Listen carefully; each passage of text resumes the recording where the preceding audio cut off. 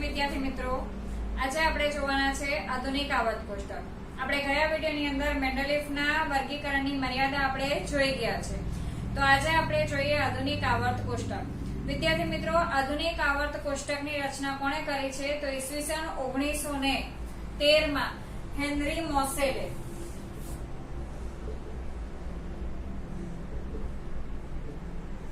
Henry મોસેલ નામના વૈજ્ઞાનિકે એવું કહ્યું કે પરમાણ્વીય દળ કરતા પણ પરમાણ્વીય ક્રમાંક, જેને મહત્વનો ગુણધર્મ અથવા તો વર્ગીકરણ માટે વધારે આધારભૂત ગુણધર્મ એને માનવામાં આવે છે.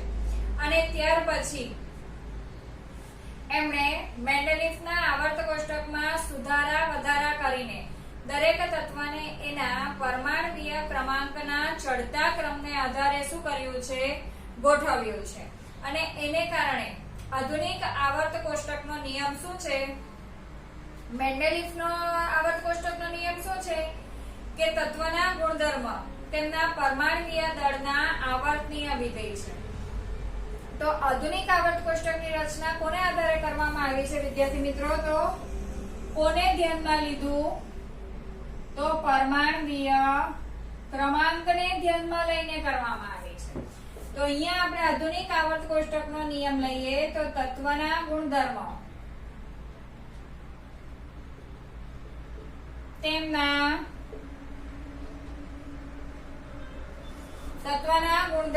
તેમના પરમાણ્વીય ક્રમાંકના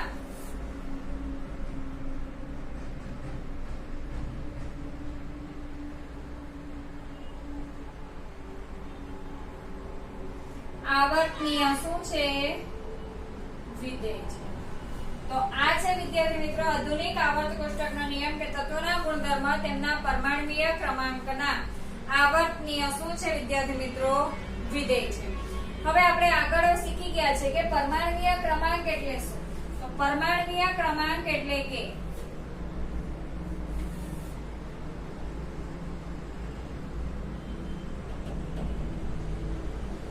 પરમાણુના કેન્દ્રમાં રહેલ પ્રોટોનની સંખ્યા. પરમાણુના કેન્દ્રમાં રહેલા પ્રોટોનની સંખ્યાને આપણે શેના તરીકે ઓળખીએ છીએ? પરમાણ્વીય ક્રમાંક Z તરીકે.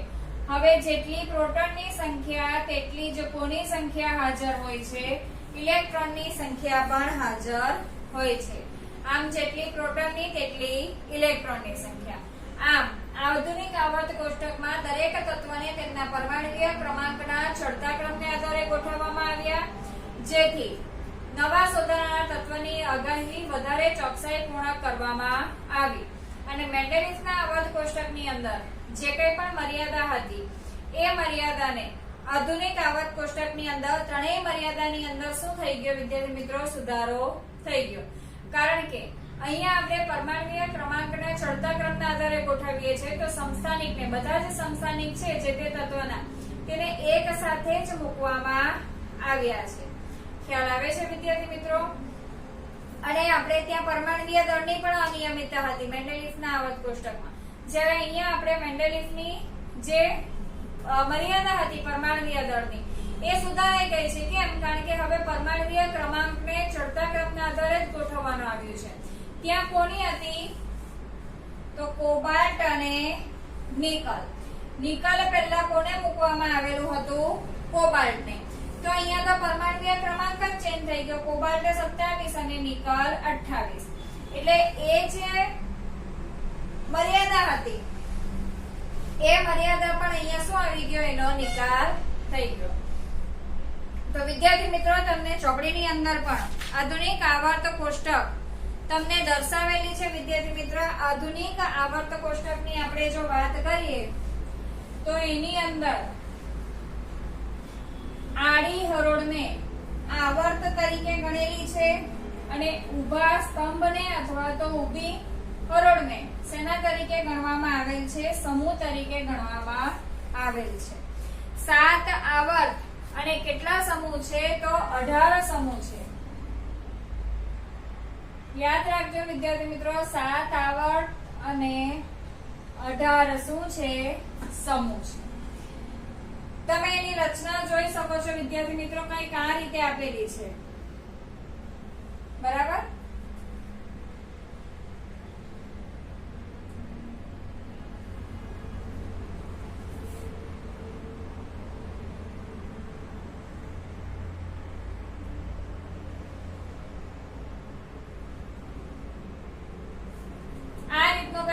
આવર્ત કોષ્ટક દેખાય છે અને વળી પાછી નીચે તમને બે આ રીતે લાઈન દેખાય છે,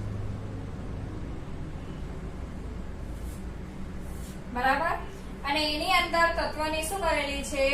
ગોઠવણી કરેલી છે, જેની અંદર આને કહેવામાં આવે છે લેન્થેનાઇડ અને આને કહેવામાં આવે છે એક્ટેનાઇડ શ્રેણી. કઈ અલગ તત્વ નથી વિદ્યાર્થી મિત્રો. અને એફ સંક્રાંતિના તત્વ તરીકે ઓળખવામાં આવે છે, જે તમને અહીંયા 57 થી સ્ટાર્ટ કરેલું છે, 57 થી બાકીના તત્વ નીચે છે, બરાબર. અને પછી ડાયરેક્ટ 72મું તત્વ આપેલું છે હફનિયમ. એટલે 58 થી જે તત્વ છે, 58 થી 71 સુધીના તત્વ તમને લેન્થેનાઇડ ની અંદર આપેલા છે. અહીંયા આપણે આડા આવર્તની વાત કરીએ તો આવર્ત કેટલા છે વિદ્યાર્થી મિત્રો? 7.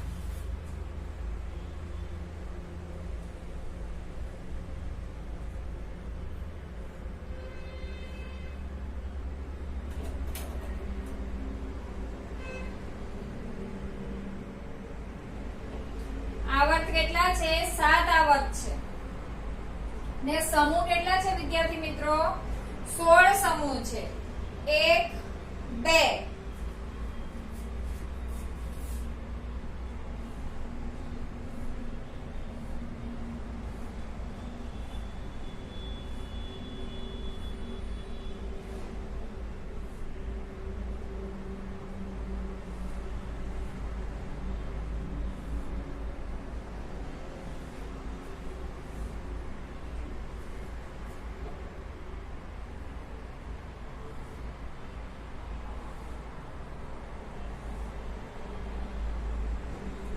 અને 18 શું છે વિદ્યાર્થી મિત્રો? સમૂહ છે. આવર્ત કેટલા છે? 7 આવર્ત અને 18 સમૂહ છે. તો હવે જોઈએ વિદ્યાર્થી મિત્રો કે આધુનિક આવર્ત કોષ્ટકની અંદર તત્વનું સ્થાન કેવી રીતે ગોઠવવામાં આવે છે એની આપણે ચર્ચા કરીએ.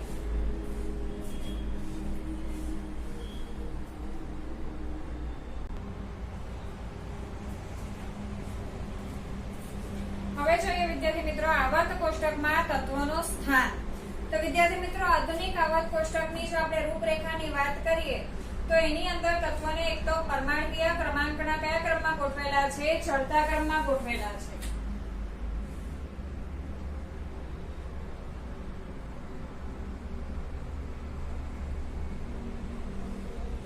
હવે પરમાણ્વીય ક્રમાંક Z એટલે કે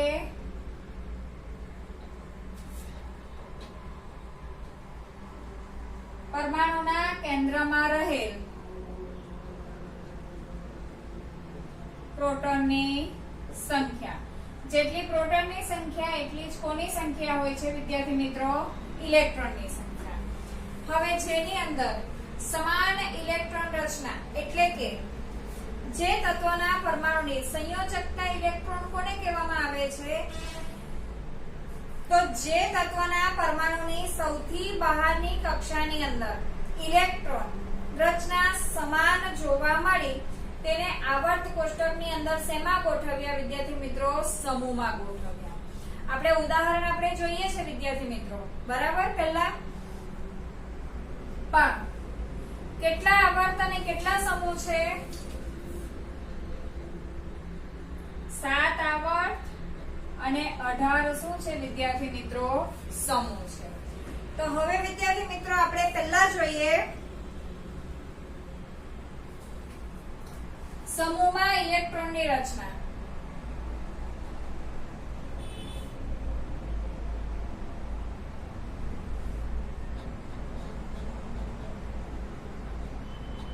તો આપણે વિદ્યાર્થી મિત્રો પહેલો સમૂહ લઈએ છીએ.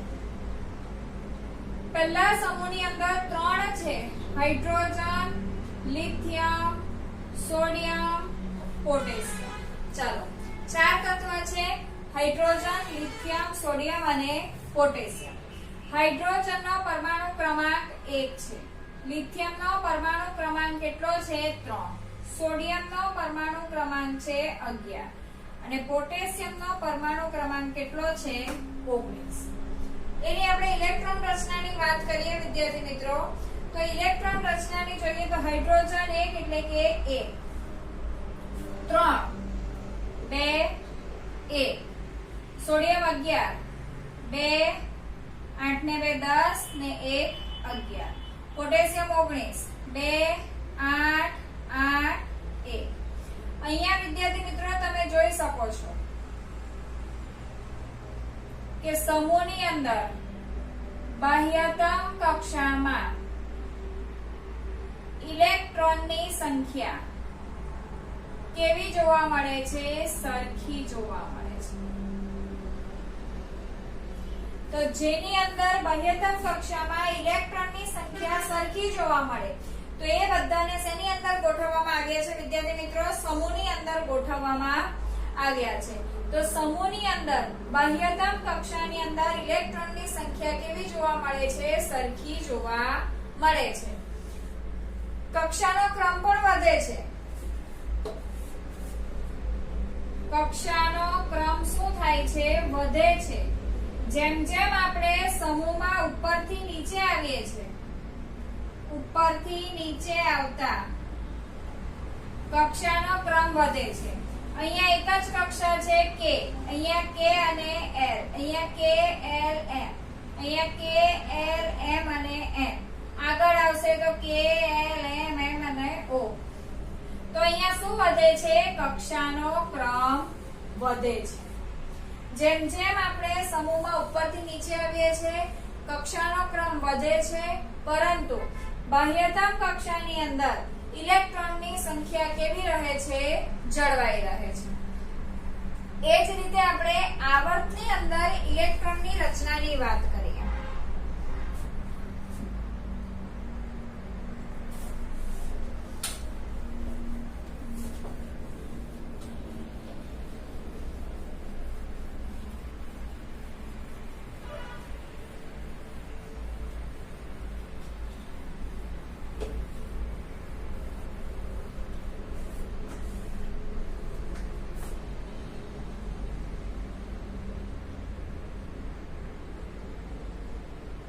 વિદ્યાર્થી મિત્રો આપણે 9મા ધોરણની અંદર શીખી ગયા છે. 9મા ધોરણની અંદર કે આવર્ત ક્રમ એટલે શું છે? તો બાહ્યતમ કક્ષા અથવા તો સંયોજકતા કક્ષા માટે n નું શું સૂચવે છે? મૂલ્ય સૂચવે છે. હવે આવર્તની અંદર વાત કરીએ વિદ્યાર્થી મિત્રો તો આપણે આ સૂત્ર કઈ શીખી ગયેલા? 2n સ્ક્વેર શીખી ગયેલા ને?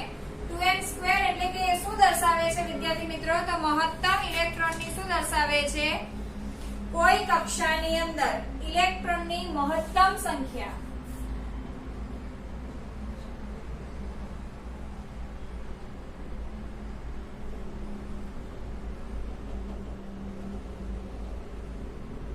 જ્યાં n શું દર્શાવે છે?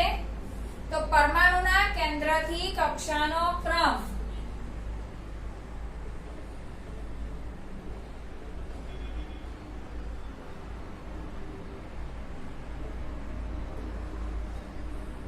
અથવા તો અહીંયા આપણે n તરીકે શું લેવાનો છે વિદ્યાર્થી મિત્રો? આવર્ત ક્રમ લેવાનો છે.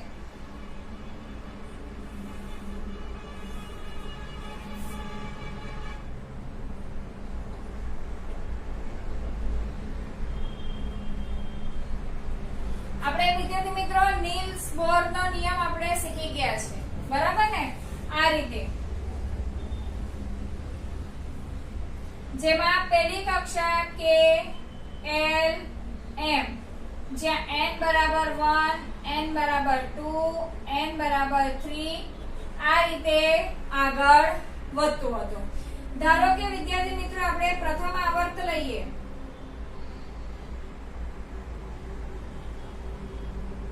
એના માટે n બરાબર શું આવશે? 1 આવે, બરાબર ને? 2n સ્ક્વેર પ્રમાણે ગણીએ તો 2 ગુણ્યા 1 નો વર્ગ એટલે 2 ગુણ્યા 1 બરાબર 2. તો પ્રથમ આવર્તની અંદર તત્વની સંખ્યા કેટલી? 2. અને ઇલેક્ટ્રોનની સંખ્યા પણ વિદ્યાર્થી મિત્રો કેટલી થશે? 2 ભરાય છે. કેટલી ભરાય છે? 2. ત્યાર પછી આપણે જઈએ તો આવર્ત ક્રમ 2. n બરાબર શું થશે? 2. તો 2 ગુણ્યા 2 નો વર્ગ, તો 2 ગુણ્યા 4 દુના શું થશે 8, 3, તો એ જ રીતે 2 ગુણ્યા 3 નો વર્ગ, તો 2 ગુણ્યા 9,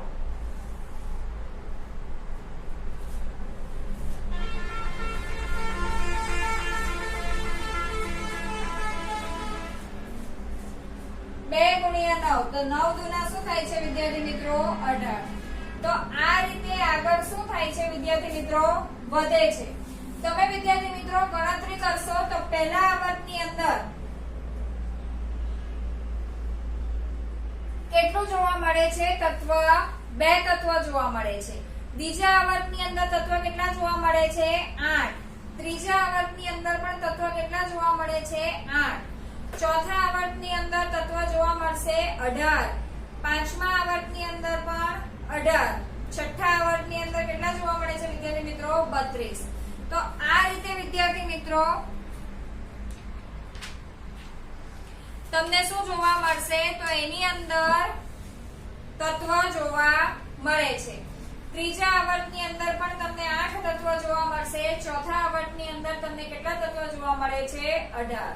તો આ રીતે વિદ્યાર્થી મિત્રો 2n² જે છે એ તમને મહત્તમ ઇલેક્ટ્રોનની સંખ્યા દર્શાવે છે અને સાથે સાથે તમને તત્વ કેટલા એટલે કે આવર્તની અંદર કેટલા તત્વ સમાયેલા છે એ તમને દર્શાવે છે.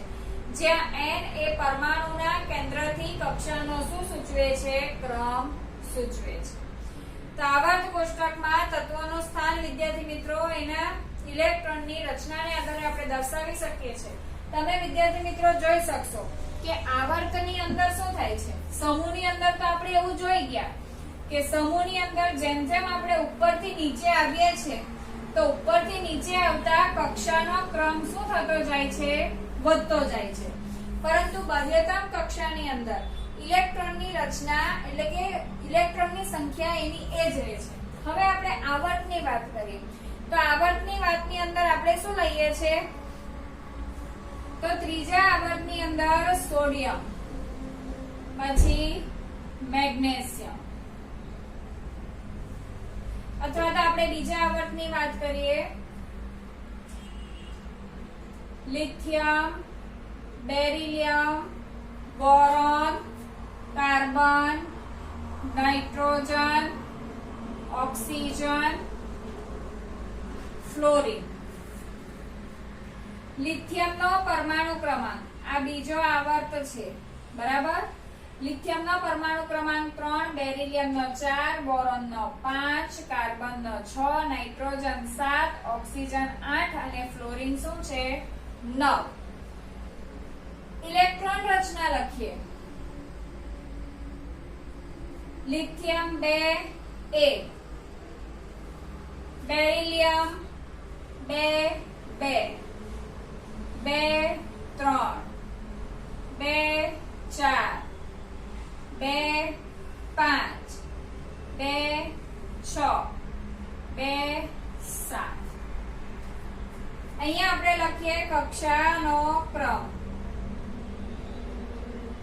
KL KL KL KL KL KL KL ને સંયોજકતા ઇલેક્ટ્રોન લખીએ આપણે. સોરી, સંયોજકતા ઇલેક્ટ્રોન તો નહીં લખીએ પણ બાહ્યતમ કક્ષામાં રહેલ ઇલેક્ટ્રોનની સંખ્યા. આમાં 1 2 3 4 5 6 અને 7. તો વિદ્યાર્થી મિત્રો તમે અહીંયા જોઈ શકો છો કે આવર્તમાં જ્યારે આપણે ડાબીથી જમણી બાજુએ જઈએ છીએ ત્યારે કક્ષાનો ક્રમ વધતો નથી. કક્ષાનો ક્રમ વધતો નથી પરંતુ બાહ્યતમ કક્ષામાં રહેલા ઇલેક્ટ્રોનની સંખ્યા શું થાય છે વધે છે. સમૂહમાં ઉપરથી નીચે આવીએ તો કક્ષાનો ક્રમ વધે છે પણ સંયોજકતા ઇલેક્ટ્રોન કે બાહ્યતમ કક્ષામાં રહેલા ઇલેક્ટ્રોનની સંખ્યા બદલાતી નથી. જ્યારે આવર્તમાં આપણે ડાબીથી જમણી બાજુએ જઈએ છીએ તો બાહ્યતમ કક્ષાનો ક્રમ નથી વધતો પણ કક્ષાની અંદર બાહ્યતમ કક્ષામાં રહેલ ઇલેક્ટ્રોનની સંખ્યા શું થાય છે? વધે છે. તો આ છે વિદ્યાર્થી મિત્રો આવર્ત કોષ્ટકમાં તત્વની ઇલેક્ટ્રોન રચના અને સમૂહમાં તત્વની ઇલેક્ટ્રોન રચના. કયા સૂત્ર પરથી મહત્તમ ઇલેક્ટ્રોનની સંખ્યા નક્કી થાય છે? તો 2n² સૂત્ર પરથી મહત્તમ ઇલેક્ટ્રોનની સંખ્યા નક્કી થાય છે. પહેલા આવર્તની અંદર બે તત્વ છે અને n જે છે તે પરમાણુના કેન્દ્રથી કક્ષાનો શું દર્શાવે છે? ક્રમ દર્શાવે છે. ખ્યાલ આવે છે વિદ્યાર્થી મિત્રો? તો આ છે આવર્તમાં તત્વની ઇલેક્ટ્રોન રચના અને સમૂહમાં તત્વની ઇલેક્ટ્રોન રચના.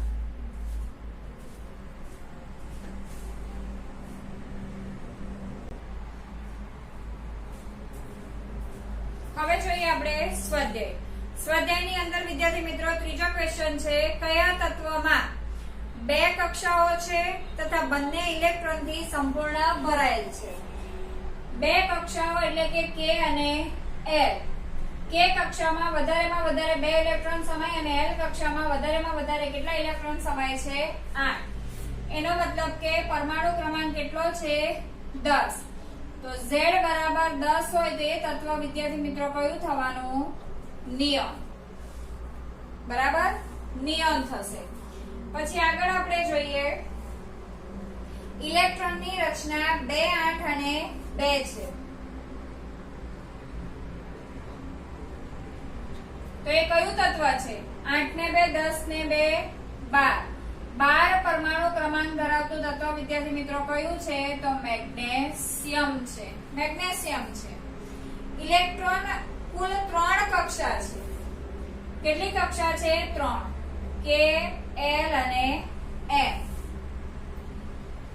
જે સંયોજકતા કક્ષામાં કેટલા ઇલેક્ટ્રોન ધરાવે છે? 4 ઇલેક્ટ્રોન ધરાવે છે. સંયોજકતા કક્ષામાં એટલે કે બાહ્યતમ કક્ષામાં 4 ઇલેક્ટ્રોન અને K માં 2 અને આમાં 8.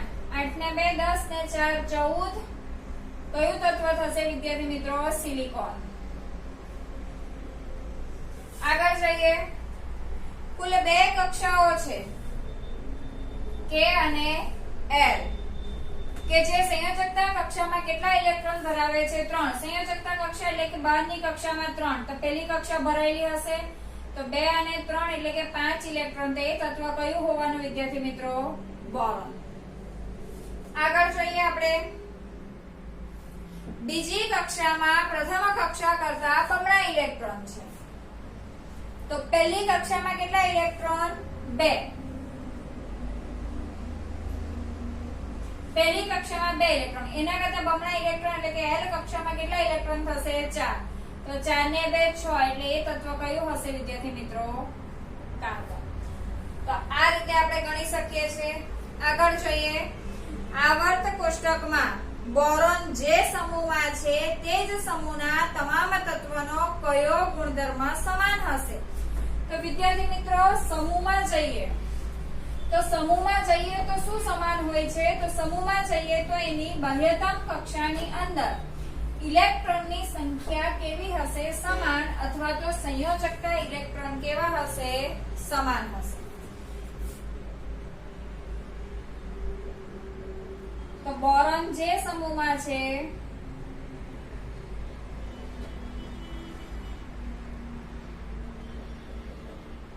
તે તત્વના સંયોજકતા ઇલેક્ટ્રોનની સંખ્યા કેવી હશે? સમાન હશે. સંયોજકતા ઇલેક્ટ્રોનની સંખ્યા કેવી હશે? સમાન. બોરોન એટલે કે Z બરાબર 5 એટલે કે 2 અને 3. તો એની સંયોજકતા દરેકની કેટલી હશે? 3. બીજું જોઈએ આવર્ત કોષ્ટકમાં ફ્લોરીન જે સમૂહમાં છે તે જ સમૂહના તમામ તત્વોનો કયો ગુણધર્મ સમૂહ હશે? તો આવર્ત કોષ્ટકની અંદર ફ્લોરીન એ કયા સમૂહનું તત્વ છે વિદ્યાર્થી મિત્રો? 17મા સમૂહનું તત્વ છે. તો એની ઇલેક્ટ્રોન રચના શું થશે? 2, 8 અને 7. હવે 7 ઇલેક્ટ્રોન હોય તો ગુમાવે તો નહીં. તો અષ્ટક રચના પૂરી કરવા માટે કેટલા ઇલેક્ટ્રોન મેળવશે? 1 ઇલેક્ટ્રોન. તો 1 ઇલેક્ટ્રોન મેળવે છે અષ્ટક રચના પૂરી કરવા.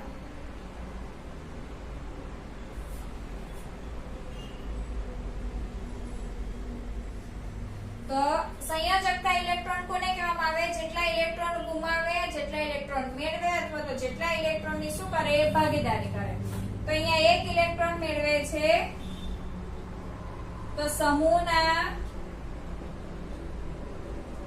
દરેક તત્વની સંયોજકતા કેટલી હશે? 1. બરાબર. ચાલો આગળ જોઈએ. એક પરમાણુની ઇલેક્ટ્રોન રચના કેટલી છે? 2, 8 અને 7. તો આ તત્વનો પરમાણુય ક્રમાંક કેટલો હશે? તો Z બરાબર કેટલો હશે? 17. 8 ને 2 10 અને 7 17. નીચેના પૈકી કયા તત્વ સાથે તે રાસાયણિક રીતે સમાનતા ધરાવતું હશે? પરમાણુય ક્રમાંક આપણને કૌંસમાં આપેલ છે નાઇટ્રોજન 7. જો આપણે નાઇટ્રોજન 7 લઈએ તો એ 2 અને શું થશે? 5 થશે. ફ્લોરીન કેટલા આપેલા છે? 9. તો 2 અને શું થશે? 7. ફોસ્ફરસ 15. 2 8 અને શું થશે? 5.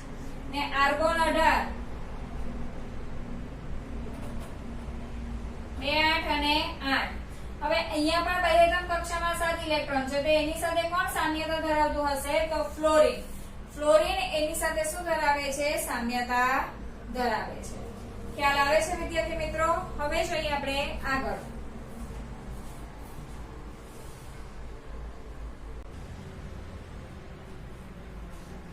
હવે જોઈએ વિદ્યાર્થી મિત્રો 8મો ક્વેશ્ચન છે. પરમાણુની ઇલેક્ટ્રોન રચના તેના આધુનિક આવર્ત કોષ્ટકના સ્થાન સાથે સહસંબંધ ધરાવે છે. તો વિદ્યાર્થી મિત્રો પરમાણુની જે ઇલેક્ટ્રોન રચના છે એના પરથી આપણે તત્વ કયા સમૂહમાં આવેલું છે અને કયા આવર્તમાં આવેલું છે એની આપણે નોંધ રાખી શકીએ છીએ. જેમ કે આપણે જોઈએ લિથિયમ જેનો પરમાણુ ક્રમાંક કેટલો છે? 3 છે. તો એની આપણે ઇલેક્ટ્રોન રચના લખીએ તો 2 અને 1. હવે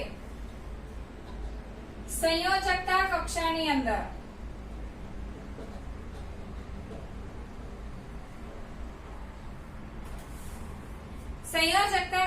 અંદર કેટલો ઇલેક્ટ્રોન છે? 1 ઇલેક્ટ્રોન હોવાથી તે સમૂહ 1 માં આવેલ છે. તો સંયોજકતા કક્ષાના ઇલેક્ટ્રોન પરથી આપણે શું નક્કી કરી શકીએ છીએ? સમૂહ નક્કી કરી શકીએ છીએ. સંયોજકતા કક્ષામાંના ઇલેક્ટ્રોનની સંખ્યા પરથી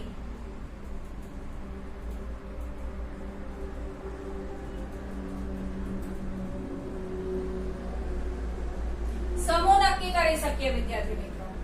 હવે આપણે જોઈએ તો K અને L કેટલી કક્ષા છે? 2 કક્ષા. તો કક્ષાના ક્રમ પરથી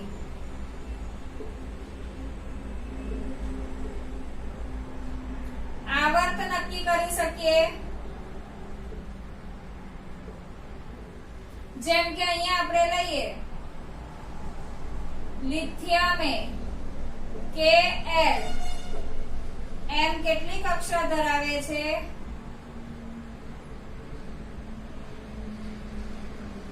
2 કક્ષા ધરાવતું હોવાથી એ આવર્ત 2 માં છે. આવર્ત 2 અને સમૂહ કયો? 1 તમારે જોવું હોય તો વિદ્યાર્થી મિત્રો તમે જોઈ શકો છો કે બીજા આવર્તની અંદર લિથિયમ પહેલા સમૂહની અંદર ગોઠવાયેલું છે. તો આ રીતે ઇલેક્ટ્રોનની રચના પરથી તે કયા સમૂહમાં છે અને કયા આવર્તમાં છે તે આપણે નક્કી કરી શકીએ છીએ. Thank you.